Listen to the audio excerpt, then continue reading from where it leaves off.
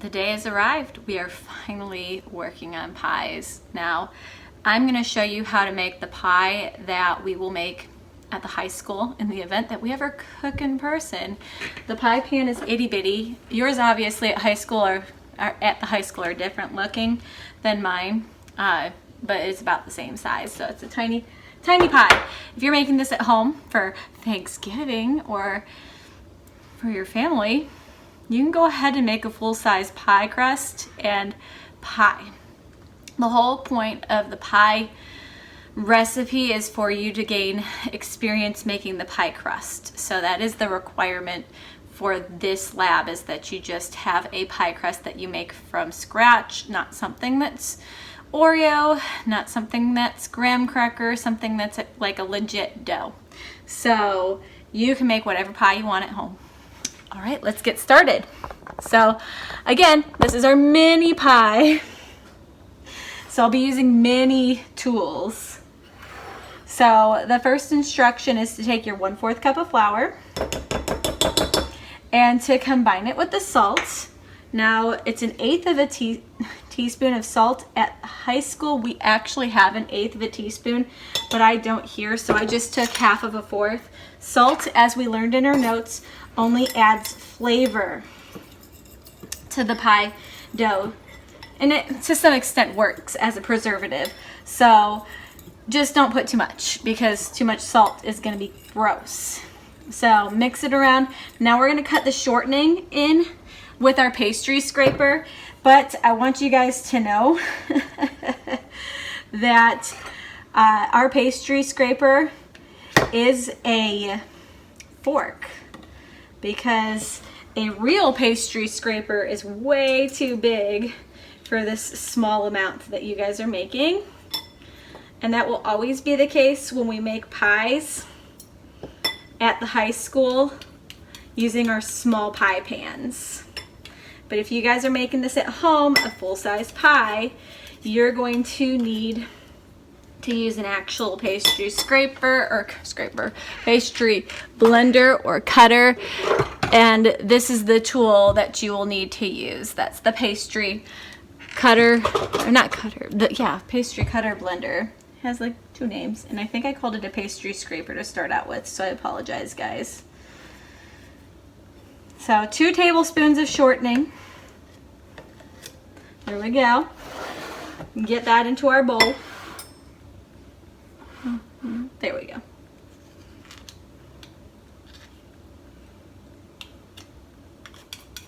Get it all out.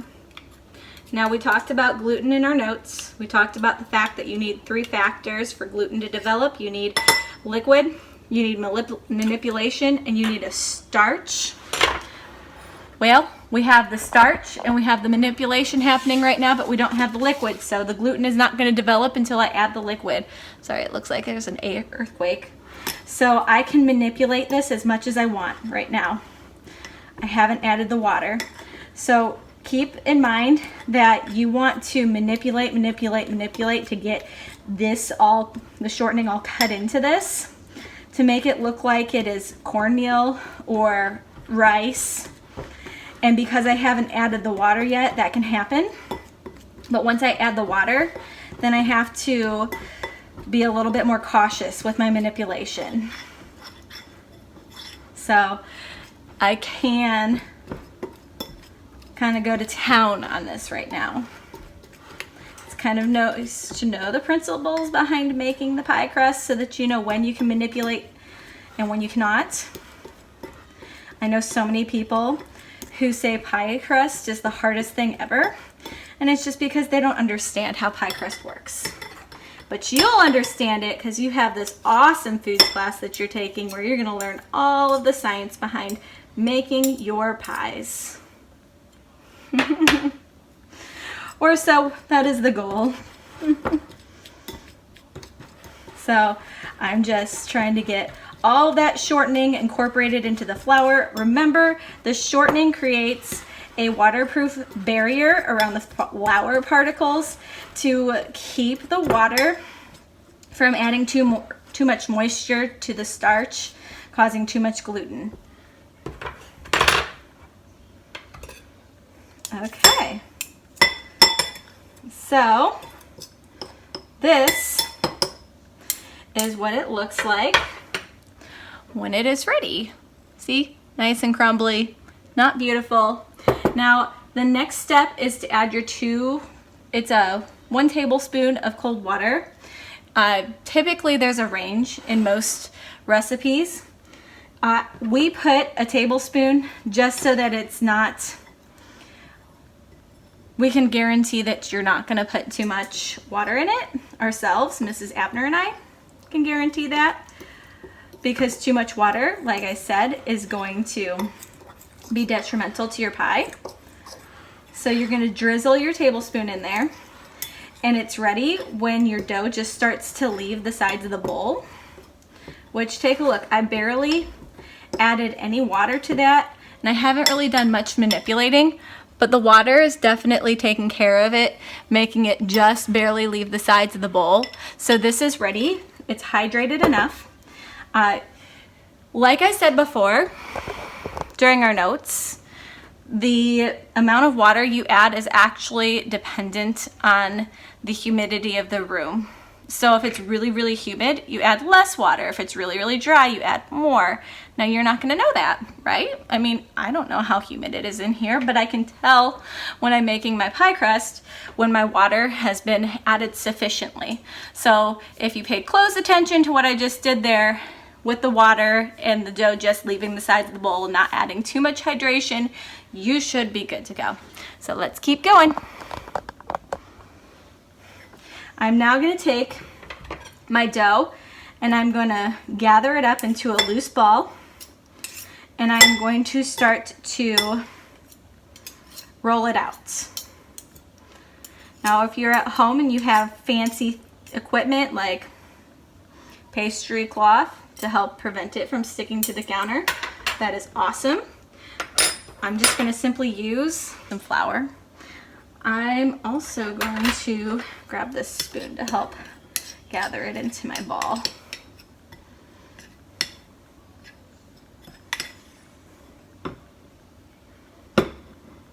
Obviously, I don't have my flour out on my surface yet, so I'm not trying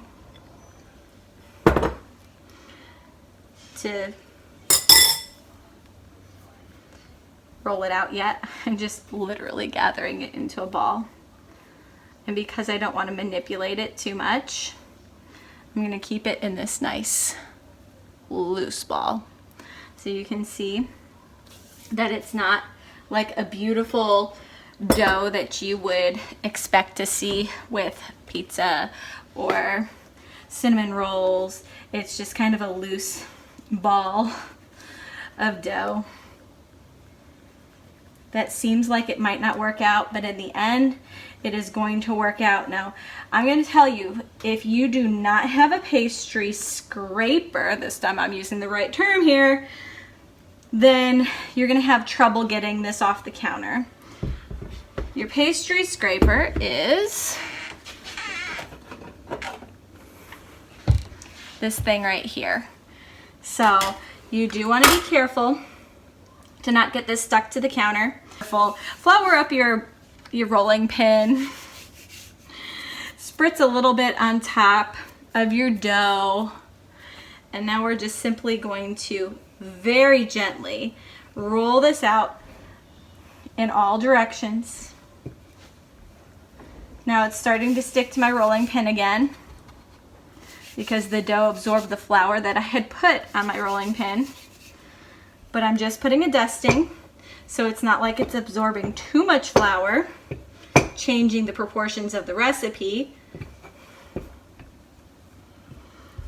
You just want to go all directions, typically from the inside out. I do not use the handles because I feel like I have more control over the rolling pin when I just use it right here or roll with it there. It makes it nice and even instead of like 1/8 of an inch here and 1/4 of an inch there. But that's just my personal preference. I'm also being careful not to stretch my dough as I roll it out. See, this kind of broke off. I can always patch this and fix it. Remember, when we stretch our dough, it causes your pie dough to shrink while it bakes. So no stretching if you can help it, which you should be able to. Gentle and slow. Now, if you do not have a rolling pin, something that you can use to roll out your dough, this is my bottle of balsamic vinegar. So this is just vinegar. I could use this to roll it out. So even if you do not have a rolling pin, you can still find things that you can use to be a rolling pin, like this canola oil. So to test to see if my pie dough is big enough for my pan, I'm going to stick the pan on top, and it needs to be an inch bigger than the pan itself. So I still need to make it a little bit bigger. And yeah, this pie crust recipe is specifically made for the pie pans that you guys have at school, which I'm not gonna lie, are a little bit smaller than this one that I'm trying to use. So I'm gonna be making myself a very thin crust right now just to make this work with the supplies that I have at home right now. So do keep in mind, your pie crust works exactly for the pans that we have at the high school. Okay, so now I'm gonna stick this on my rolling pin to transfer it to my pan. I'm not gonna make this any thinner because I can tell it's already paper thin here. And like I said, this recipe is written for a little bit smaller pan. I'm gonna use my pastry scraper to get underneath here. And I'm gonna gently roll it up onto my rolling pin.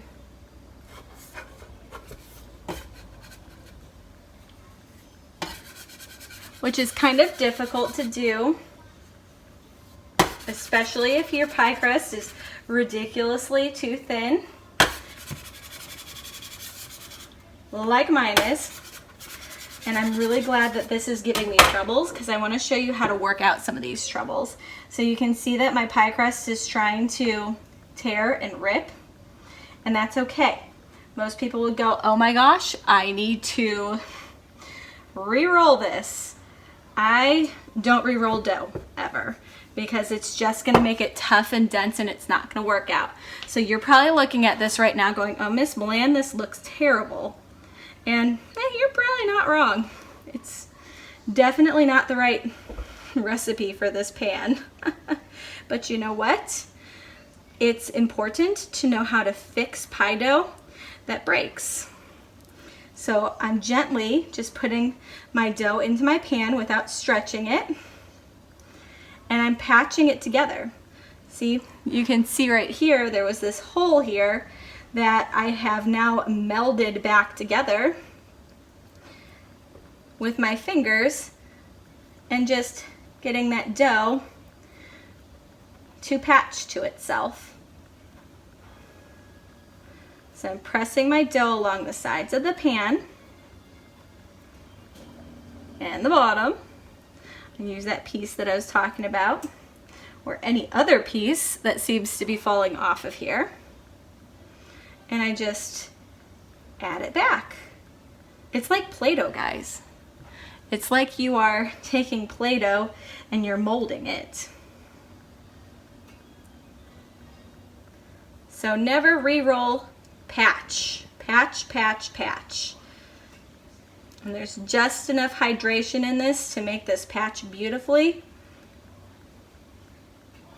And no one is ever gonna know that this happened to my crust, except for you guys who are watching my video. But if you were to just look at it when this pie is done, you wouldn't know that I had to patch this back together. So this is, I'm actually really happy this happened. I know you guys are probably like, she crazy. But no, this happens at the high school often when we make pies. And before I can get a chance to run over to whoever this is happening to, they're always quick to re-roll the dough instead of getting my help. So I'm glad to show this on video because it'll definitely help future pies in the classroom as well. Okay.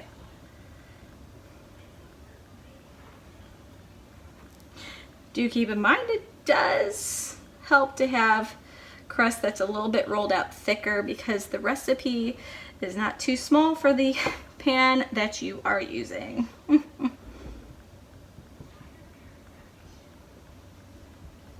at that. Isn't that beautiful?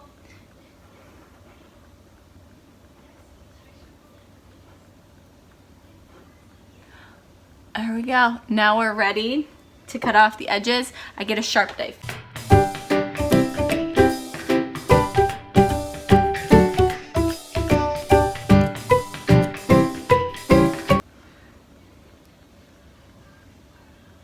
So now the pie is ready. Look at that. You can't tell. So this is my leftover. Holy moly, there's not much leftover dough. I'm just gonna throw that away. Okay, so the next thing to do to this is you could leave it simply like this. As long as you don't have pie crust going underneath this ledge here, you're good to go because that will burn. I like to show you guys how to make a decorative edge. You could take a fork, you can simply just go around it and press it into your pie, or you can, there you go, take your fingers and you're just gonna kind of go like that with your fingers around the crust. So this is my favorite.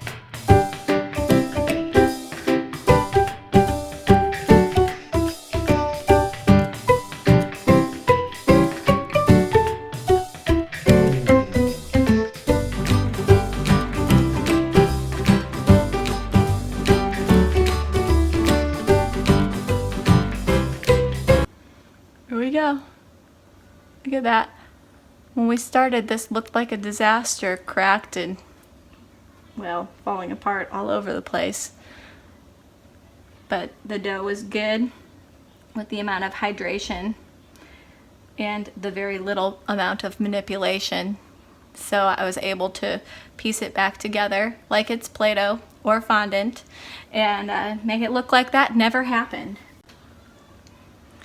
All right, we are now making the filling for the pumpkin pie. So the recipe says to mix in the sugars and the pumpkin pie spice into a small bowl. So it says pumpkin pie spice is half a teaspoon. I created this pumpkin pie spice myself. You can buy pumpkin pie spice at the store pre-made. I assume that most people probably don't have the ingredients to create pumpkin pie spices themselves, but if you do, I will actually put my recipe up there on Classroom for you guys to make your own. So we have our brown sugar, which is 1 tablespoon.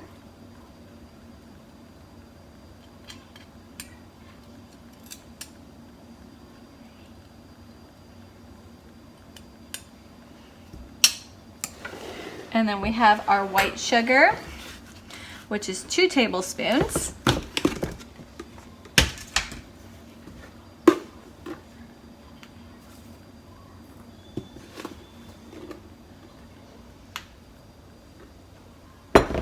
We see some clumps. I'm going to get those out now. There we go. I'm going to mix these up in our small bowl. I grabbed my wire whisk.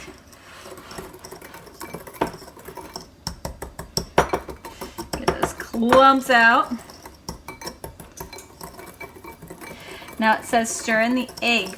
So we are using 2 tablespoons of egg, and to do this, generally You know, at the high school, I just have a pitcher of egg, and you guys just take from that pitcher. In this case, we're gonna have to create it ourselves. So I took an egg and I cracked it in a cup. Whisk it real good. And now I'm gonna measure out 2 tablespoons. I'm using the cup that you can look at from above. You have to be careful with this because that albumin likes to come out pretty thick. There we go. We have our 2 tablespoons of egg. We're going to stir this in. This is going to help with some of that clumping. So stir it real good.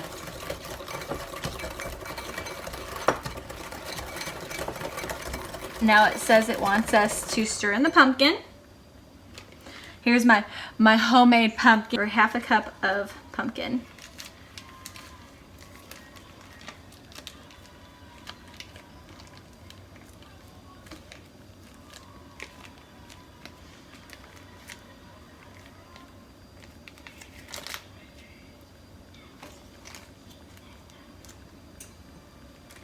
Okay, mix it up real good.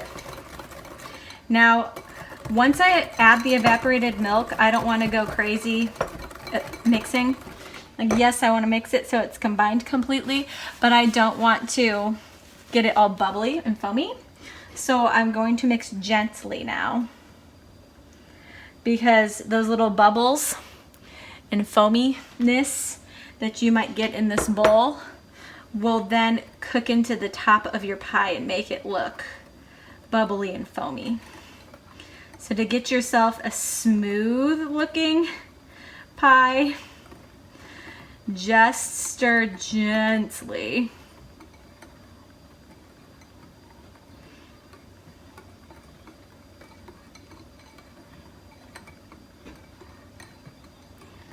All right. So we are very well combined now. And you don't see there's any foam. There's no foam, there's no bubbles. As our pie pans are so little, you want to put it on a baking sheet so it doesn't tilt and tip on the grates. Then we're going to pour our pie filling in. If basically you don't want to go up past this level of the crust. Now, like I said before, this recipe is made for a smaller pie pan. That's why mine isn't as full as it could be. Yours is going to be so full that you're going to have too much filling if you're using one of our pie pans from school. I spilled a little bit on my pie. You want to clean that up because that will just burn.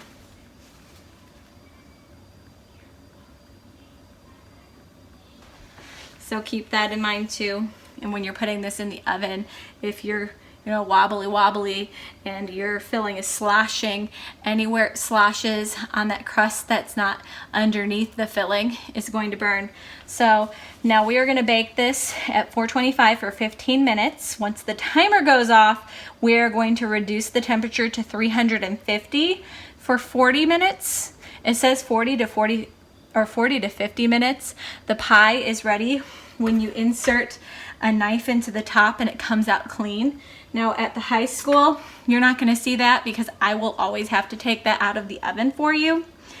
In fact, you definitely want to make sure you set your timer for 425 so that I know to turn it down to 350 if you are gone by the time that needs to happen.